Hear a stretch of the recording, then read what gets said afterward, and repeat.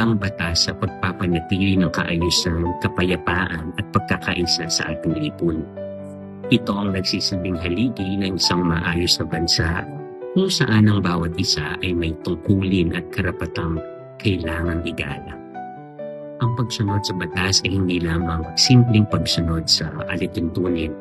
Ito ay isang anyo ng pagiging makabansa at makapilipino. Sa bawat hakbang na sumusunod tayo sa batas, ipinapakita natin ang ating malasakit sa kapwa, sa ating komunidad at higit sa lahat sa ating bayan. Ang tunay na pagmamahal sa Pilipinas ay makikita sa ating araw-araw na kilos bilang responsableng mamamayan. Sa simpleng hindi pagtatapon ng basura kung saan-saan, pagtawid sa tamang tawiran, pagiging tapat sa transaksyon at paggalang sa mga namumuno. Lahat ng ito ay konkretong anyo ng makabayang diwa. Hindi kailangan maging bayani upang maging makabansa. Sapat na ang pagganap sa ating tungkulin bilang mabuting Pilipino.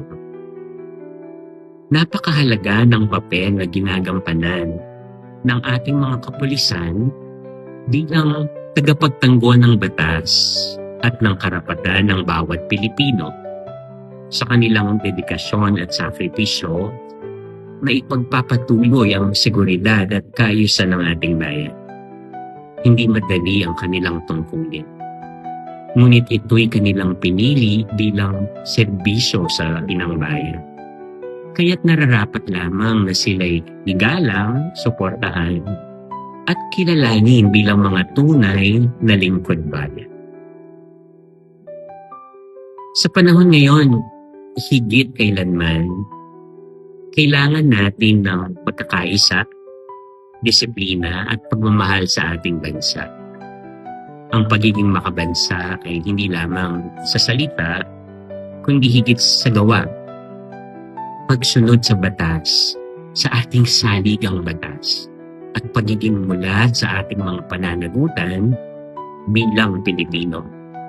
Sa ganitong paraan, may tataguyod natin ang isang lipunang makatarungan, mapayapa, at may pagmamalaki ng susunod na henerasyon.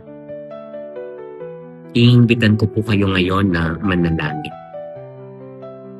Aming Diyos na makapangyarihan, nagpapasalamat kami sa biyaya sa aming inang bayan, ang Pilipinas.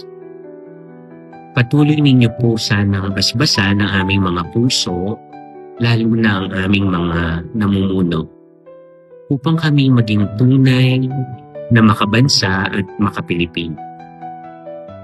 Gabayan po ninyo ang aming mga kapulisan sa kanilang tapat na paglilingkod, at kami naman ay pagkalooban ninyo ng tapang at disiplina upang maging mabuting mamamayan. Naway sa aming pagsunod sa batas at pagmamalasakit sa kapwa, mapalaganap namin ang kapayapaan at pagkakaisa sa aming lipunan. Amen.